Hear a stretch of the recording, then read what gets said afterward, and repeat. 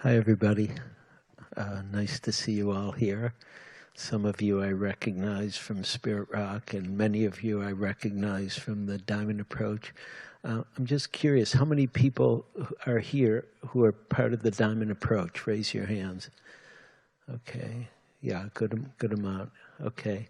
And how many people are here who are not familiar with the Diamond Approach? Great, great. Okay. Well, really lovely to have you all here, and it's really my pleasure and my honor to introduce Hameed Ali, or A.H. Almaas, which is the pen name which is on the books. And I'm lucky enough to have just bought a book that I haven't read of Hameed's, and I'm just starting with that because it looks great. Really, I just looked through a number of chapters, and I'm encouraging you to check it out.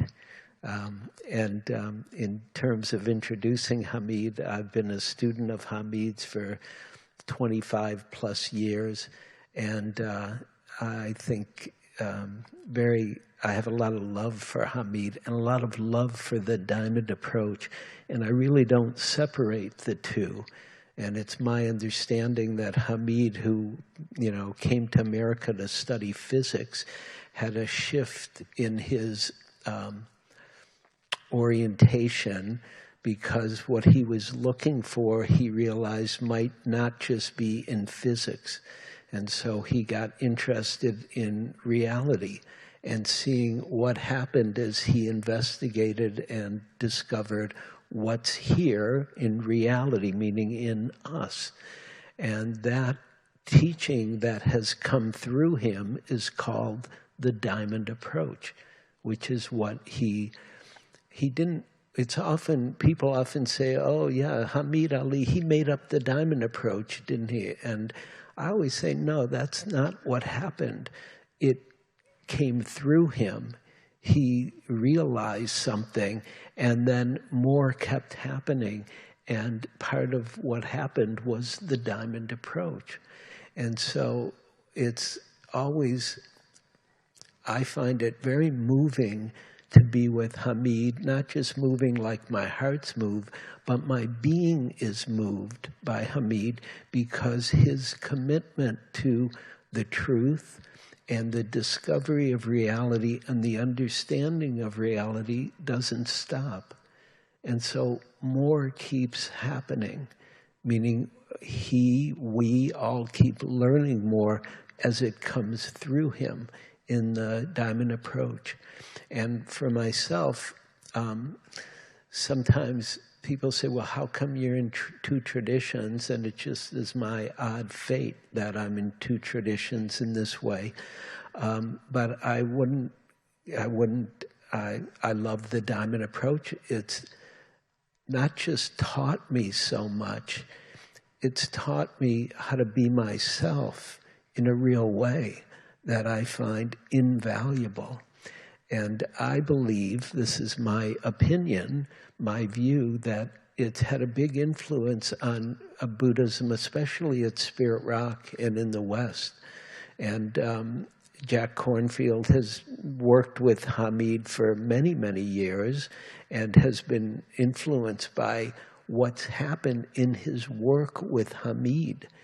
And so that's translated as coming through and into Spirit Rock, and how Spirit Rock has been set up and thinks and functions in many ways.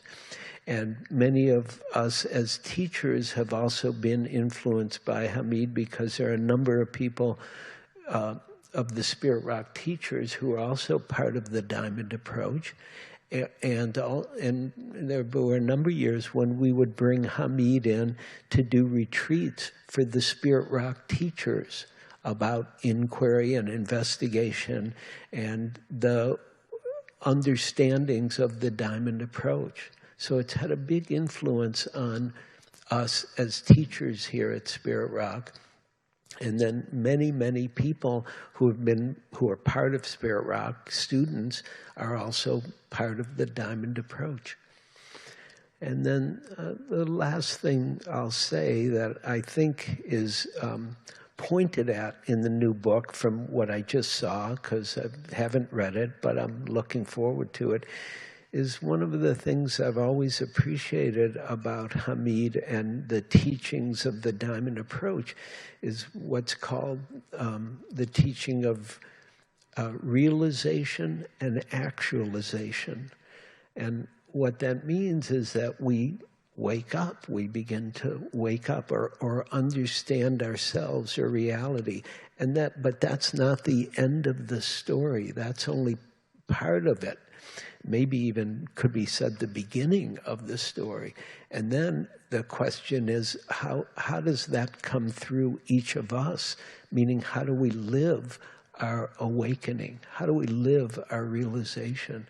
And I've seen that question be very important in the Buddhist community. And I love that it's very directly spoken to from the get-go by Hameed and the Diamond Approach. So I'm happy to introduce Hameed and have him be here and have you be here with him, because really you're starting to be here with the Diamond Approach when you're with Hameed, in my view. So thank you for coming, Hameed, and please give him a little Diamond Approach. Thank you.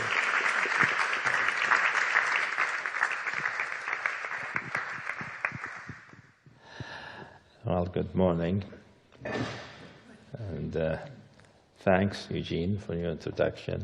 Thank Christine also for having me here. And I want to speak loud enough so you can hear me and enunciate clearly so you can get through what people call my accent. I don't think I have one, but many people think I do.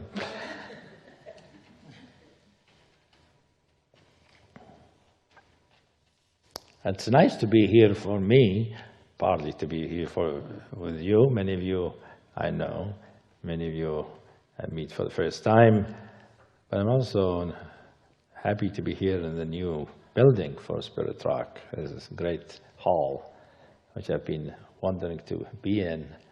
I usually, when I do things, I do it in the old hall. This is, we do it in the old hall. This is a new hall. So, so I'm happy to experience it. So we'll begin with a short meditation.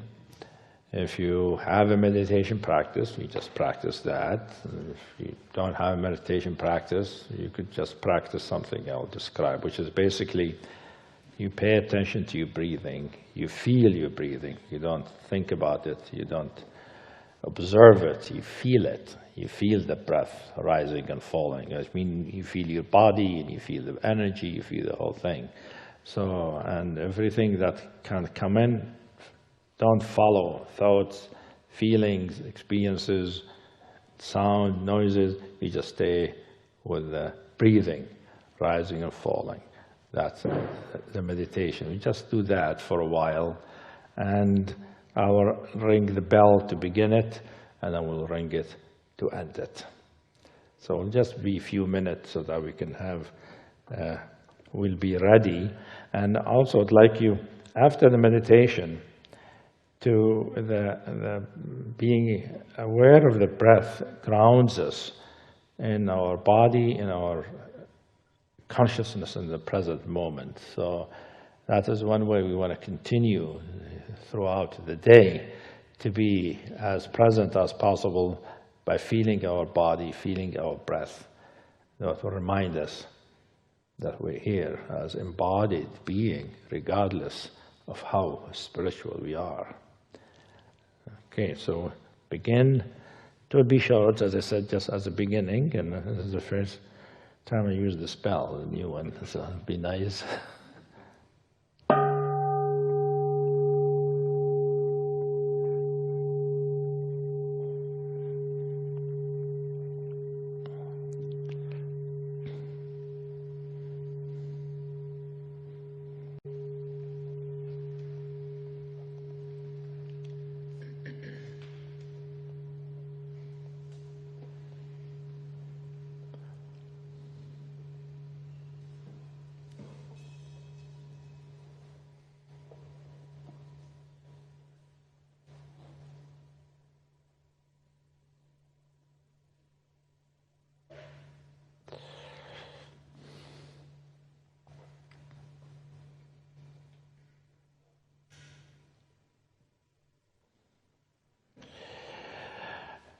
So this day, this work, this day, includes both in person, everybody here in the hall. It's also happening online.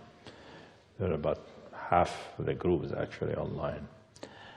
So I have to be mindful of that. So sometimes I'll be talking a little bit funny because I'll be addressing people who are online who require different attention. Eugene mentioned how the Dayan approach, which is the teaching, has had some influence on the Spirit Rock community and the Buddhist community in the area, and which is a nice thing to know. But you need to also know the Dayan approach, as it has evolved and developed in the last 40 years, has been also influenced by Buddhism a great deal, influenced by many of the ancient tradition. Buddhism is one of the main ones, and Theravada tradition, a big way actually. One of the first kind of Buddhism I learned was Theravada Buddhism, and in fact one of the first meditation I learned was insight meditation, Vipassana, which is the main thing that is taught here in the Spirit Rock, Vipassana, which now many people think of as mindfulness spreading around the country, as you know. But mindfulness is really just the beginning of Vipassana, the rudiments, the simplified. Vipassana is a much more profound thing. I learned it, about the early 70s from a Thai monk. So I was influenced by that, obviously, but I also studied, Vajrayana Buddhism, Mahayana Buddhism, Zen Buddhism, many kind of Buddhism come into influence how the Dayan approach developed, just like other teaching influence the Dayan approach, like the Sufi teaching, the Jewish mysticism, all kind of Hindu teaching, like Advaita, Vedanta, and others. But the Dayan approach has evolved as its own thing. In the presence of all those influences, it can't help but be influenced, since the people who are generating it or being conduit of it are people. So we influence what's around us. And we've been sort of living in the last few decades in a time where many traditions and teaching are present all together and are all there. Spiritual community is sort of has many kinds of spiritualities present, which is not the way it was for 1,000 years. In many places of the world, for many, you will have one tradition that's the main thing going on for 1,000 years. Like Hinduism was there for a long time, then Buddhism came, and it was sort of an outgrowth of Hinduism. That's how the Hindus look at it. But in the West was Christianity, a little bit of Judaism. In the Middle East was mostly Islamic mysticism, Sufi. That was the main thing. They were not interacting much with other things. But now we have all of them from all over the world, including shamanic, they're all here. Hundreds and thousands of teachings, all there, which is quite an opportunity, but quite a challenge for many of us. Anyway, Dayan approach is grew unfolded within this kind of complex and rich field of spirituality. And as a result, it incorporates many of those, responds to many of those, and responds to the needs of our times. Because the teachings are developed in our times, at least in our lifespan. And this morning will be a book talk, which is what I do when I have a book come out. I do book talks, as you know, when authors have a book, they go around the country doing things, they go to bookstores. I don't do that. I don't travel. I don't go to bookstores. I do what I call book talk. We organize something like this where we have, people coming. They can buy the book. They can get their book signed. But also, I talk. I give a substantial talk about what's in the book, to introduce the book, to make you familiar with what's in the book, and to help you approach the book. And so it is not just publicity for the book, but it's not just publicity. It's making the book accessible by speaking to some of its elements. And of course, I can't talk about everything in the book. It's a lot that's in the book. So I choose, in each one of those talks, I choose a particular topic, particular thread that hopefully will be useful, you could relate to, which then can help you navigate the book. And the afternoon will be more focused than the morning will be more general. The afternoon will be more focused. We'll do some practice, some work with the topic that we'll choose.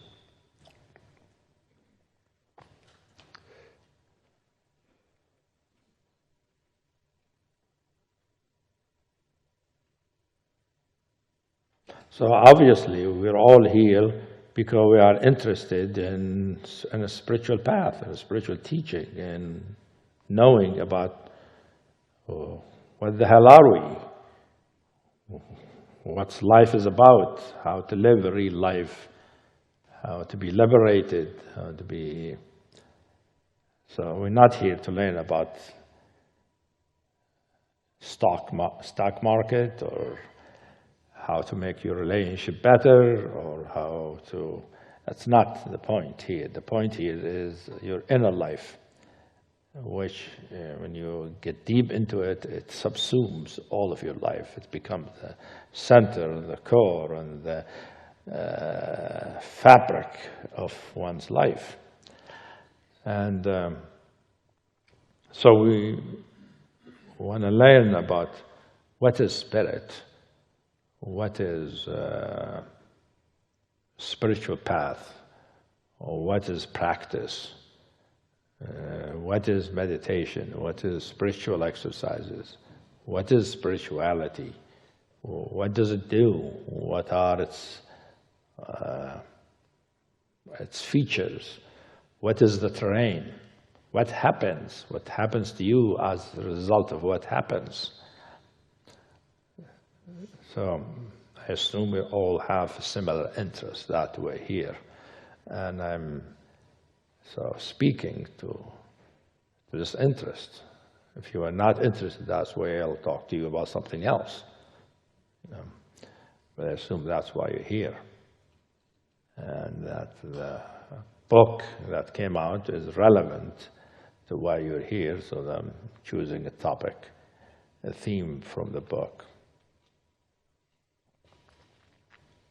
The book is called The Alchemy of Freedom. The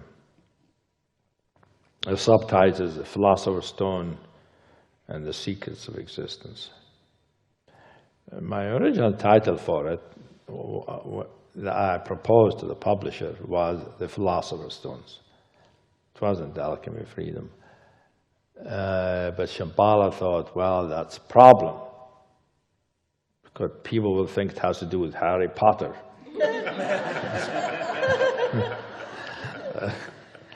So we need a title that's different.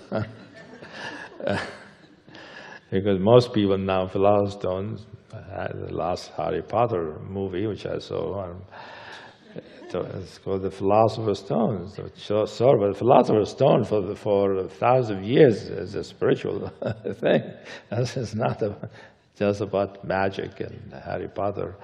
But movies have a power, as you know. It's fun too, I mean. But it's about the ancient meaning of Philosopher's Stone. That's why we left it in the subtitle. And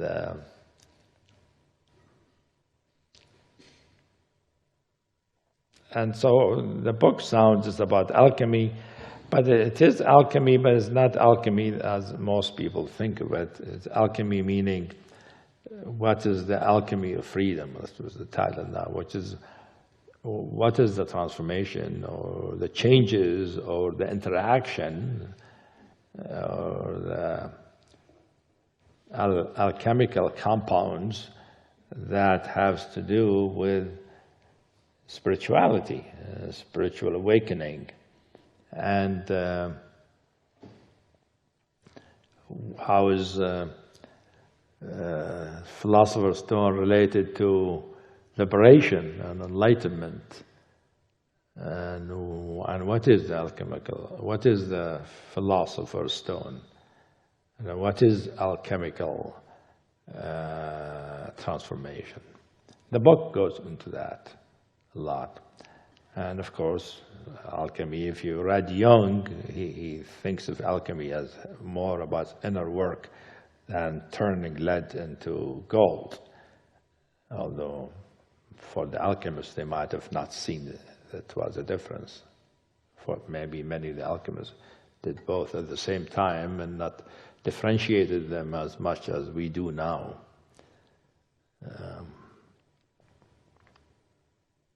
So the idea of the book, the Philosopher's Stone, is, I take it to mean, to find the Philosopher's Stone, which the alchemists were looking for, because for them it was a search to find the Philosopher's Stone.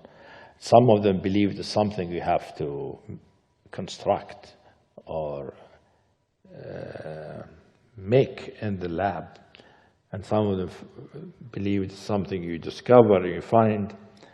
And because if you have the Philosopher's Stone, if it's in your possession or you know it, it becomes a door to the secrets of life, existence, being, experience. So for the alchemists, a Philosopher's Stone was a central thing. That's the main objective of alchemy, but the Taoist approach isn't exactly alchemy, although I use alchemical language, but I also use scientific language, and I use psychological language, and I use spiritual language, I use Buddhist language, I use all kinds of languages, because we need all of those for communication, to communicate what we mean. So the book goes in detail about what is the Philosopher's Stone and connects it with what I call in the book true nature. What is our true nature? Which if you're Buddhist, you will think of Buddha nature or Tathata Garbha, and just similar concept, I would say, to what I call true nature. Remember, Bob Thurman was a Buddhist scholar asking me, reading the way he said, "What do you mean true nature?" So, Bob, but you know about Buddha nature, it's very similar kind of thing. There might be slight differences. I might not understand Buddha nature completely, so that I'm not saying it's Buddha nature, but it is a sort of parallel concept. And in Buddhism, for instance, to Buddha nature is what is needed for enlightenment, is the essence of enlightenment, and is what makes one possible for one to be a Buddha, meaning awakened one. So here, I want to focus on two things. One thing that has two steps, which is awakening, which is becoming a language that many people use these days. What is awakening? One is awakened or not awakened, which is, of course, an ancient word.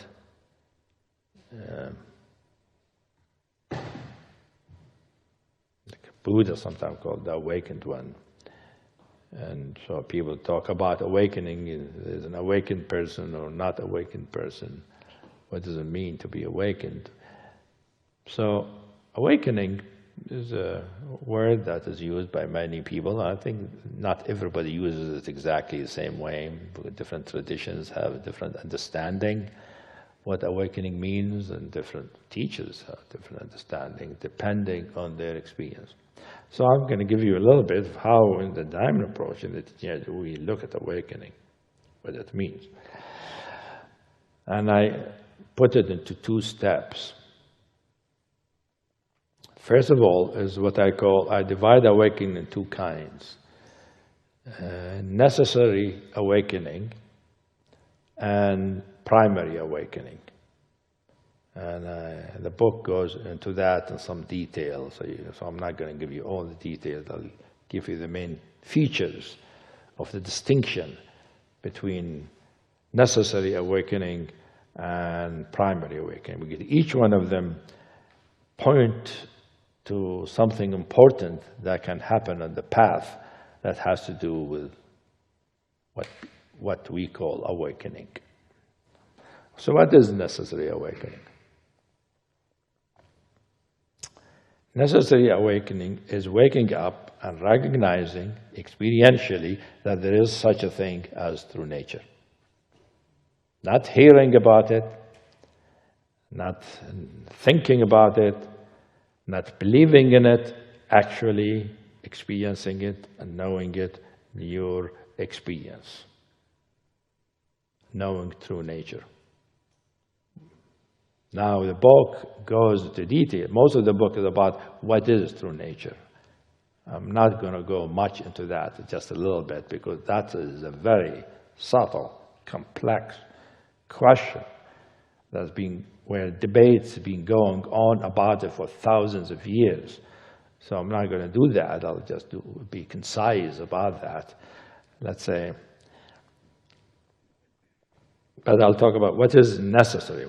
Necessary awakening means to wake up, to recognize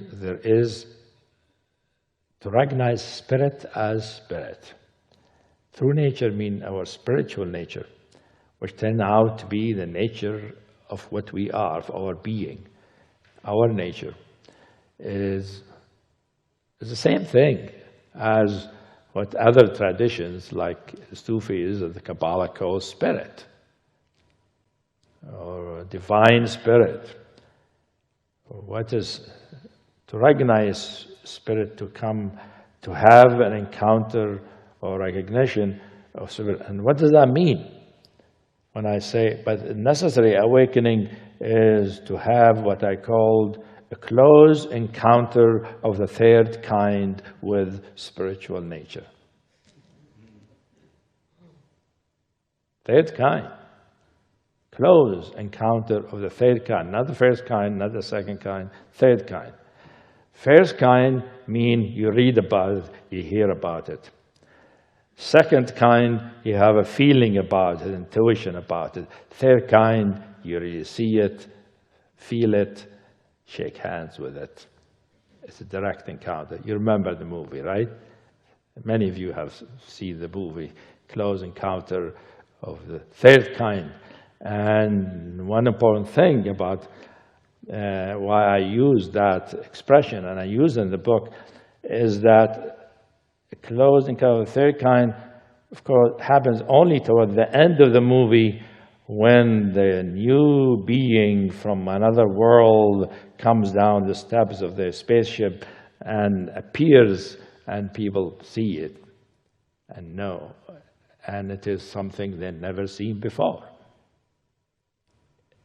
It looks different, feels different, talks different, operates different. It is so. The important thing about the necessary awakening is recognizing an element in our experience, in our world, that was not present before to us consciously. Meaning, usually we are aware, what we're aware of, what most people are aware of, are the usual content of experience. What I mean is perception of emotions, feelings, images, thoughts, sensations, cars, people, bodies. This is the content of experience, usual content of experience that most people live. Your inner atmosphere is constituted by thoughts and feelings and sensations and images and memories, and all, as I was said, it constitutes the usual or the ordinary states of consciousness. Now, the awaken, necessary awakening, is recognizing something that is not part of this content. It's completely different. Recognizing, so the necessary awakening is encountering the spiritual nature, true nature, but not only encountering it, because it's not called awakening if you don't recognize what it is. Because many people can have a spiritual experience, can have an opening, can have an illumination, can have a vision, but not recognizing the important element of that vision, which is the true nature or the spiritual nature. That there's something new has arisen, has appeared in our consciousness that is completely new and radically different from everything else that we have known, and that is part of our usual content of experience. Recognizing it, I call it knowing it is radically other than what we know. That's very important for awakening, that there is a completely new element, completely new and freshly known.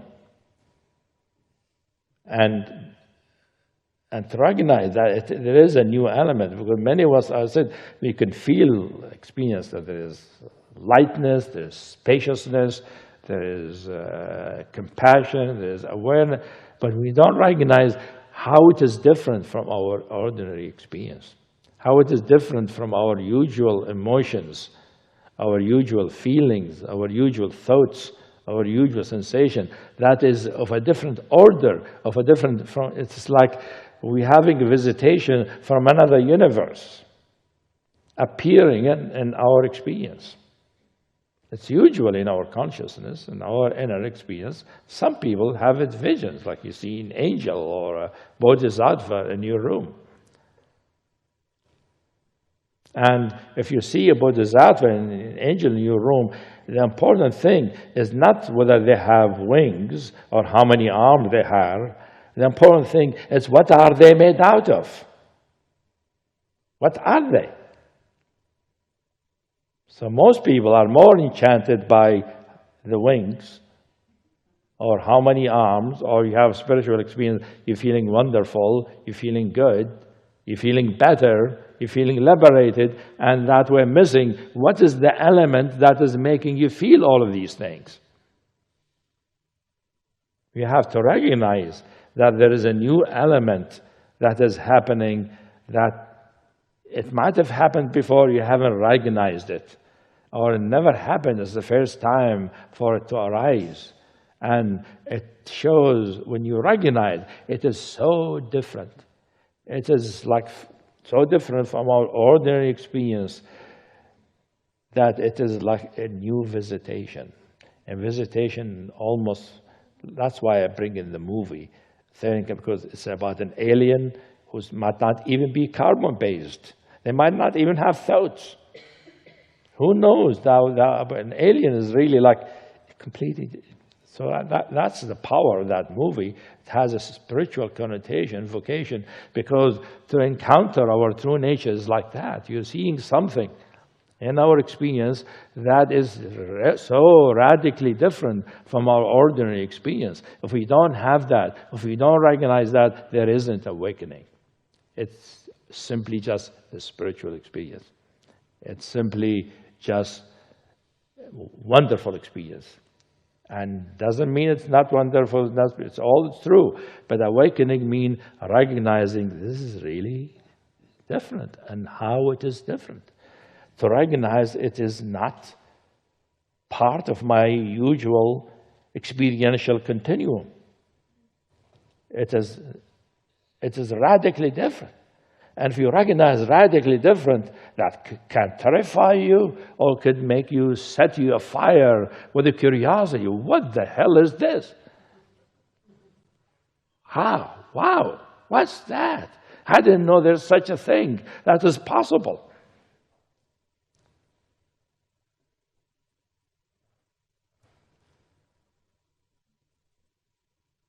So if we don't have the awakening, we don't have the impact of the spiritual on our usual experience. Because when we have the awakening, it can impact our ordinary experiencing to move it toward the direction of the qualities, the properties of that spiritual nature, that true nature.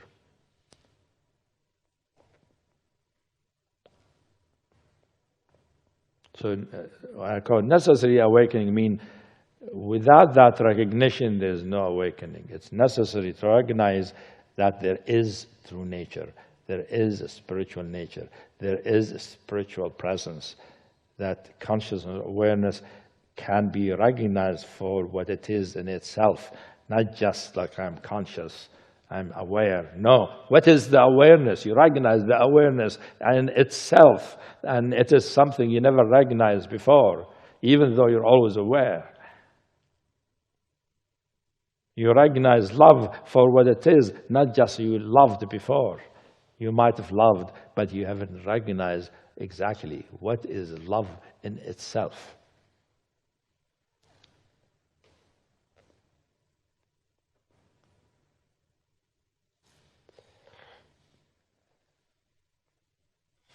So I'm just basically pointing to the fact that awakening,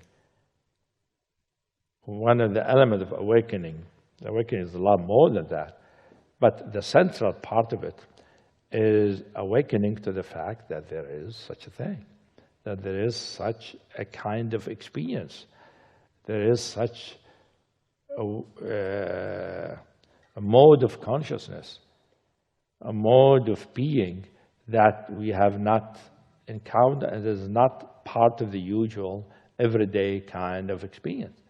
It's not like I'm having a more intense experience of joy. It's not just I'm just feeling freer. It's not just like I'm just having an insight. It is really recognizing as if a new substance is being introduced in your body that had never been introduced before. A new element being introduced in our consciousness, in our experience, that was never introduced before, or we never recognized was introduced before. And we recognize it, and we're able to isolate it, separate it from the rest of our experience. Not separate in the sense it has nothing to do with it, but to distinguish it, to recognize how it is different, how it has its own properties, its own features that our emotions, our feeling, and our sensation, our bodies don't have. Because if we don't recognize that, we don't recognize the magical properties of our true nature. How it is a dynamic, intelligent luminosity and awareness that has its own truth, its own presence. It is a self-illuminating, self-radiating, self-knowing presence, as if a being has arisen within you. A new kind of being. Like an angel has appeared, not in your room, but in your mind. But of course, I'm not referring to an angel, I'm referring to your true nature. Because most of people, most teaching actually say, most people are asleep, or meaning they're not awakened to their nature. They don't know it. And it is necessary, because without it, there isn't true spiritual transformation. There isn't true awakening. There isn't true liberation. It's not going to happen, because this is the factor that makes awakening and liberation possible. That's the idea. Without true nature, human beings will continue to be animals. Or if not animals, will continue to be clods. Thick-skinned and sensitive and violent and selfish. It will be the worst that a human being can be, worse than animals usually. It is our spiritual nature that humanizes us, that makes us be human, make us be sensitive, make us be considerate, make us be kind, make us be appreciate love.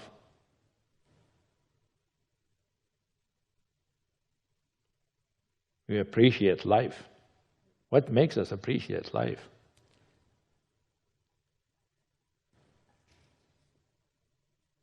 So we recognize that there is an element in us, or an element that is in the universe of experience, that can be recognized in itself and its purity. And we see how different it is from all other elements of experience. Not saying all the elements of experience are not necessary or not important or bad, but it is just different and has different laws and has a force and power and influence and impact that the others don't have. If you have a powerful hatred, that will have a power. You could kill a lot of people. However, if you have true nature, it will have a power. One of its power is that it will make it for you impossible to think of killing another person.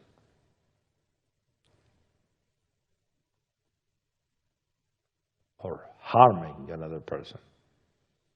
That's even more powerful. Because the tendency to harm another person is inherent to our animal nature. We want to survive regardless of the consequences. In that sense, we are animals. And in these days, there are lots of examples of that, regardless of what reason or cause we give for it.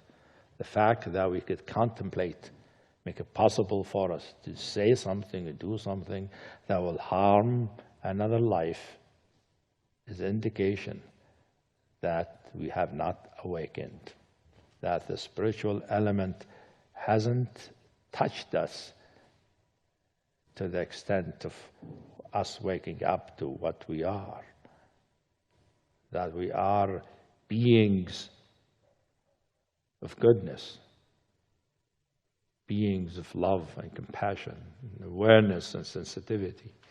So the first awakening, which I could necessarily, is to recognize there is such a thing. Many people believe there is such a divine thing, but it's somewhere else. He is recognizing, no, it is here, and it can arise in your experience. It can happen to you.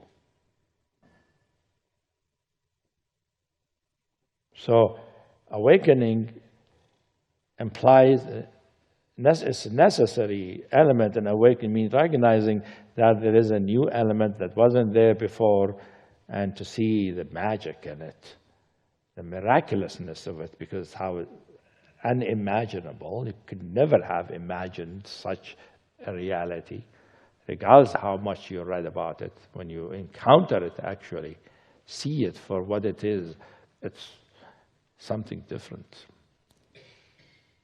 radically different.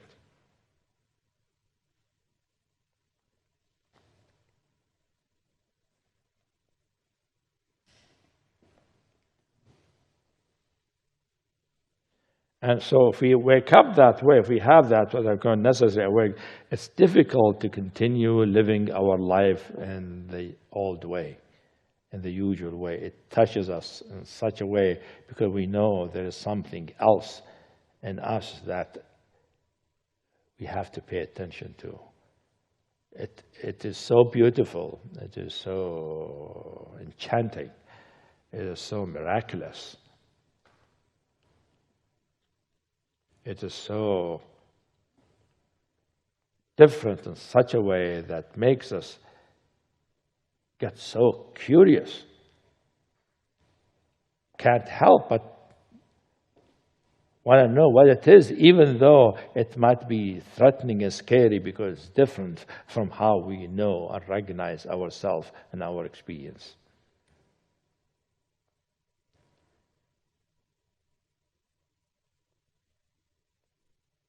So the book goes into detail, more detail about the necessary awakening. And I'm giving you some feel for it. But the most important thing is recognizing there is a possibility of the arising in our experience, an element, and a kind of experience, a kind of state that is so radically different from what we are accustomed to, since we have known ourselves, known life. It is a kind of life, a kind of presence, kind of awareness, a kind of purity that is so different from what we know. And to recognize the difference, it's so important. Because if we don't recognize that, for us, spirit or spiritual nature or true nature or Buddha nature is still a theory, a belief, an idea, not a direct experience that is unquestionable by you.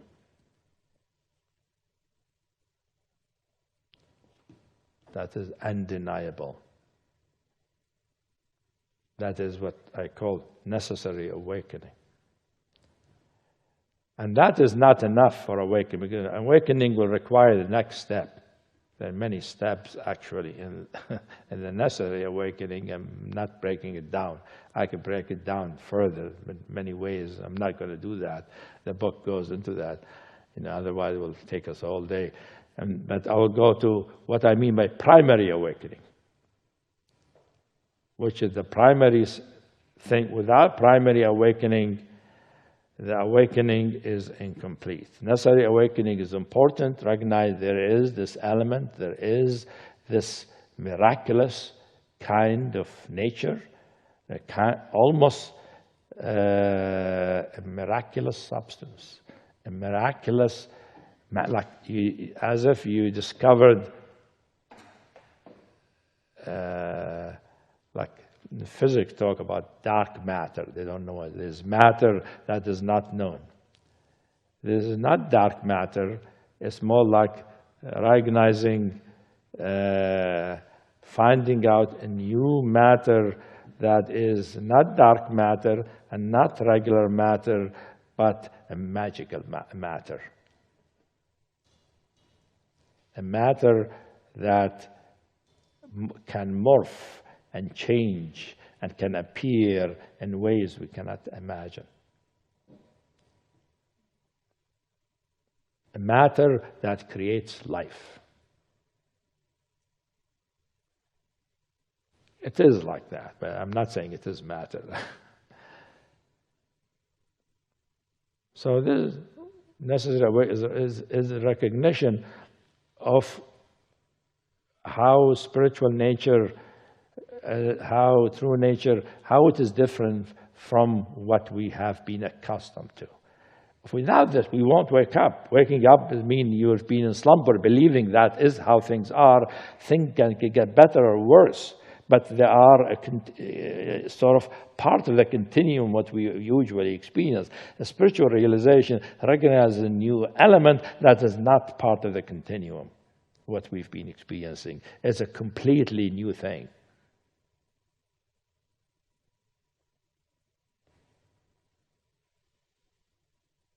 Primary awakening is a bigger step.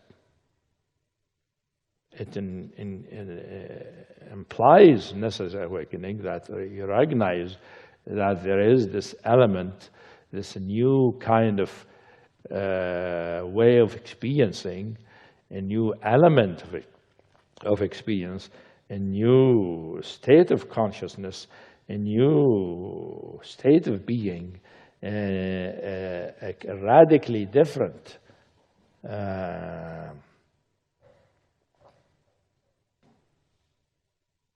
kind of awareness or presence or consciousness.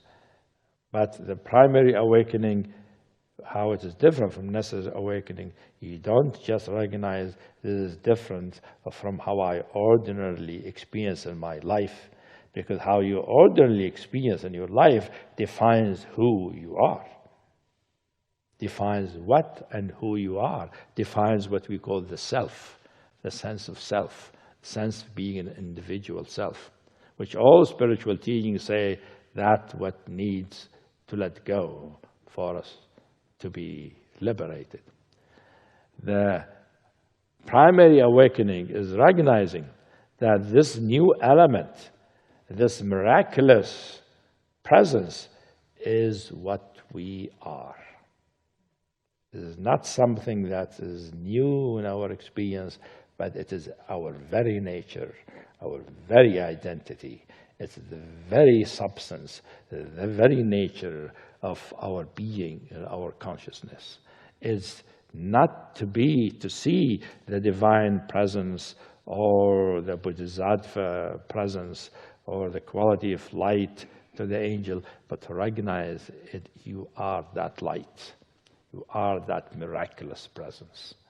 And not to recognize in your mind, but to actually be it, and knowing it by being it. That is awakening. If you have not had that experience, you're not awakened. So when people talk about awakening, that's how I understand it.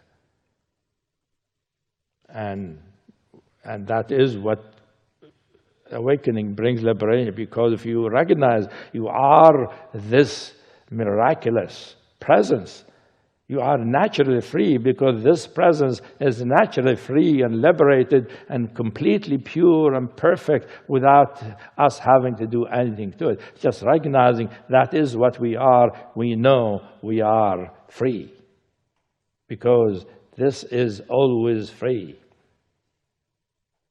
Always has been free. That's why you read in the books. The moment you become aware of your true nature, you know you've always been free. Well, but not the ordinary self of the always been free. What's always been free is this true nature.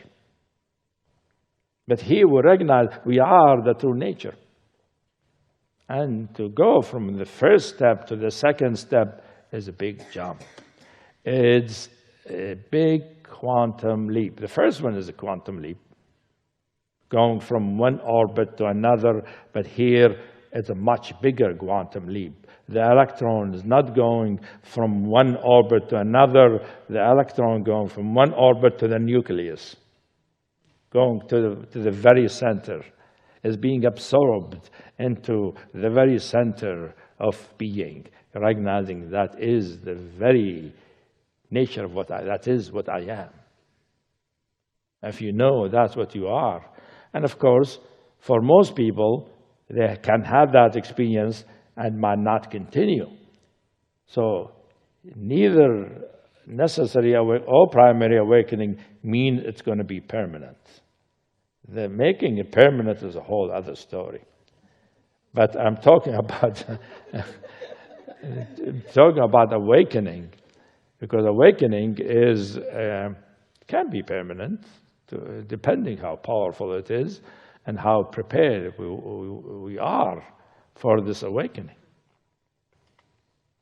And usually for most people, they have the necessary awakening first.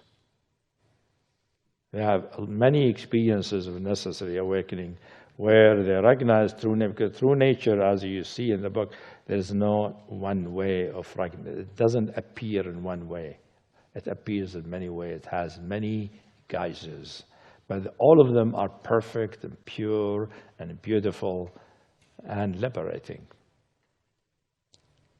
It can appear as pure compassion, as pure love, pure awareness, pure consciousness, pure presence. you know, pure intelligence, many ways.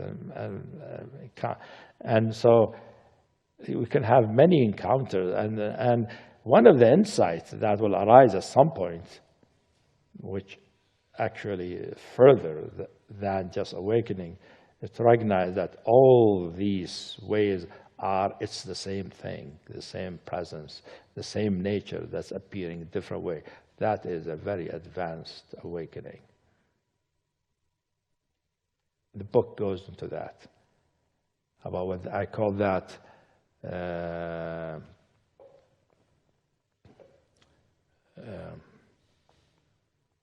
the alchemical activation.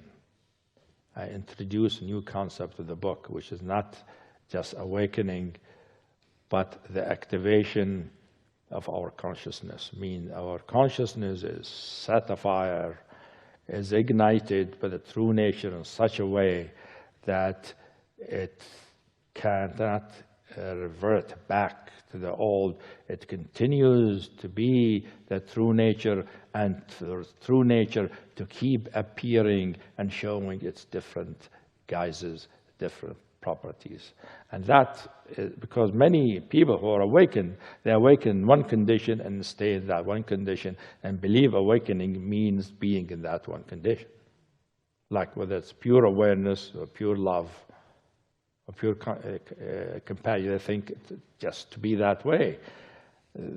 As another step that can happen to some people, which is much rarer, which is the alchemical activation, which is the consciousness is so activated by the awakening that the true nature impacts experience continually to reveal its possibilities. So, and that, the whole book is about, when I say the secret of existence, I mean, it opens up the different ways one can be, the different ways one can experience things, different ways we can live.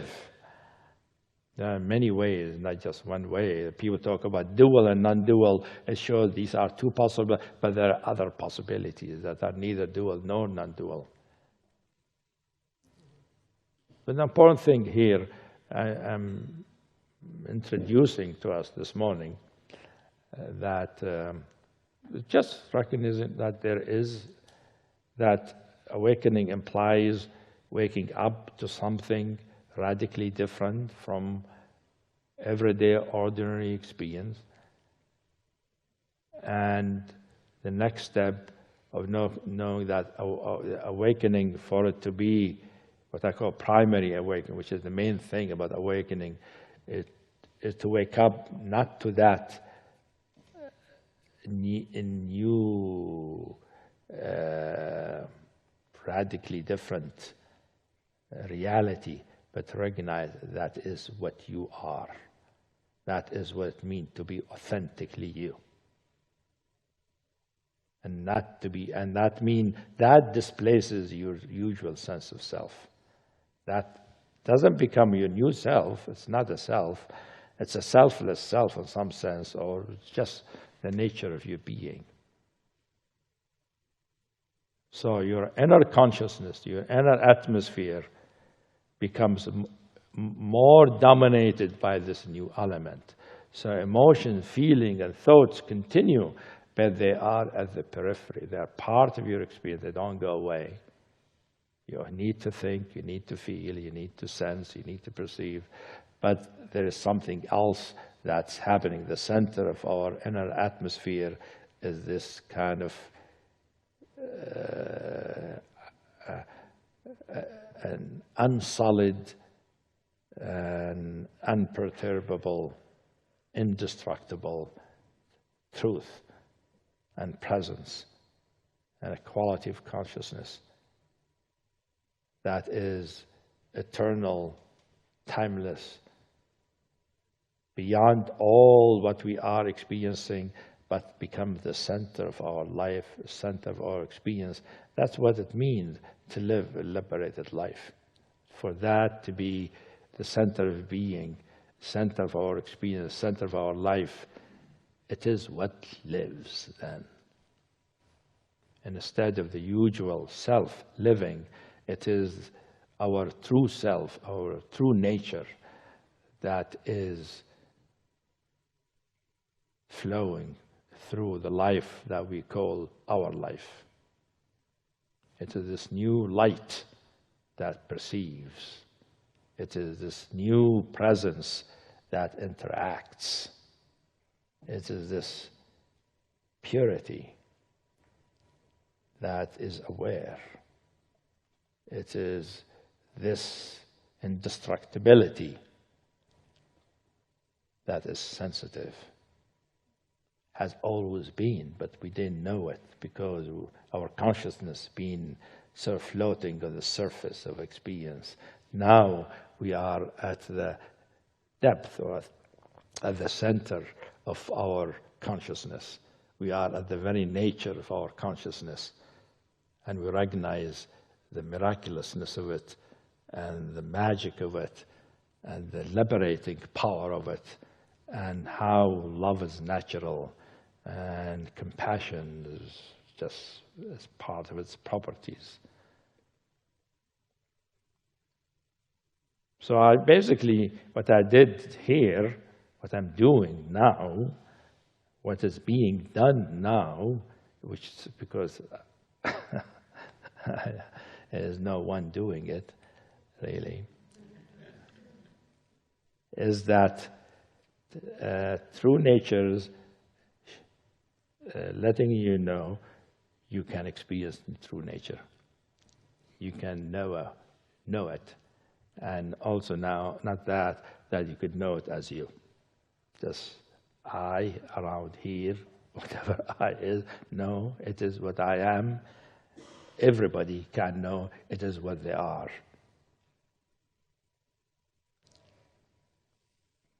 So it's not just being more aware. It's not just being able to be more mindful. It is not just being able to have insights about your mind and experience. It is being that makes insight possible. It is being that makes mindfulness possible. It's being that makes compassion possible.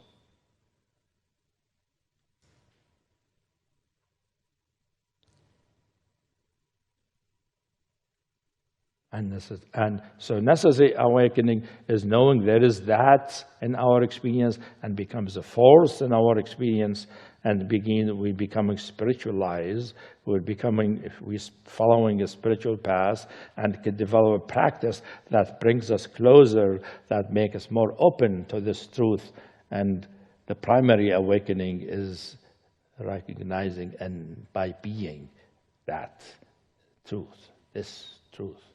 That is the truth of our consciousness, of our being, and is direct. Now, the necessary awakening is a closed encounter of the third kind. Primary awakening is a closed encounter of the fourth kind. You're not just meeting the alien and shaking hands with them, it's knowing how they're feeling inside, how they're experiencing things inside. You know how true nature experiences itself. I'm using the alien as a metaphor for true nature. It's an alien because it's different, and that's why I'm using it. I'm not saying you're going to have a walk-in and having somebody else walk in you and you experience. I'm saying, no, you discover what you are, what your nature is, and it turns out to be the nature of everybody, the nature of the universe, and which is part of what we discover when we have that kind of access. So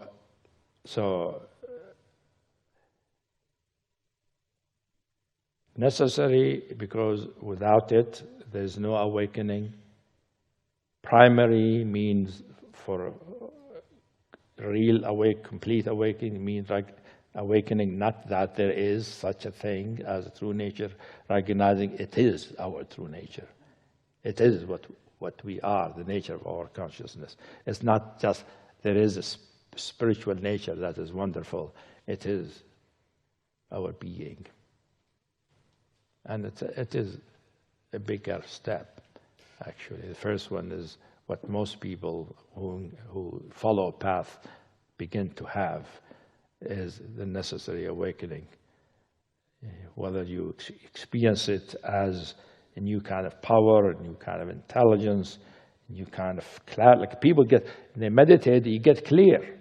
You become very transparent and clear. But you don't know what is it making you transparent and clear. What is it?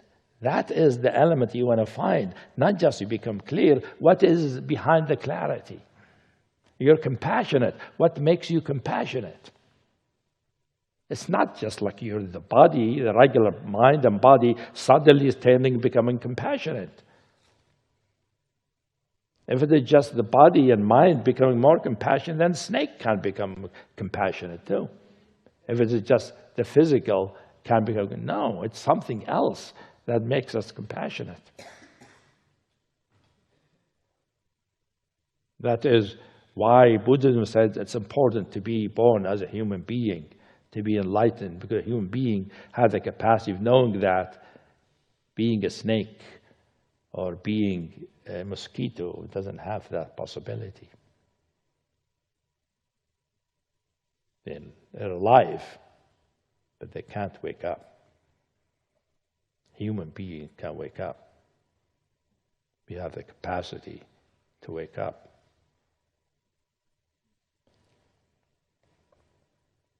So it's a good news.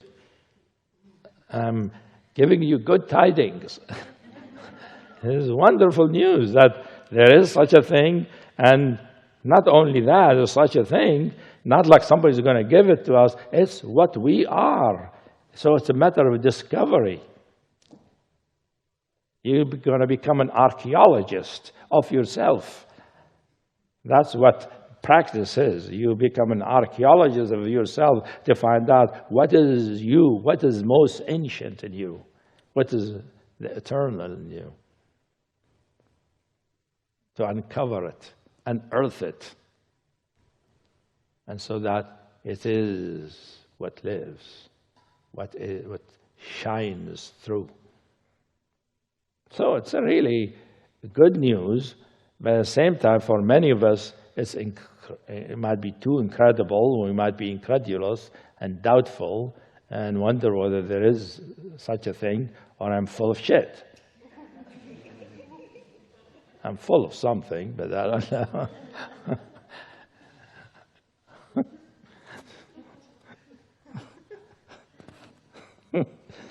I think I'm full of words. That's one thing that's obvious. And so anyway, so I think I said enough.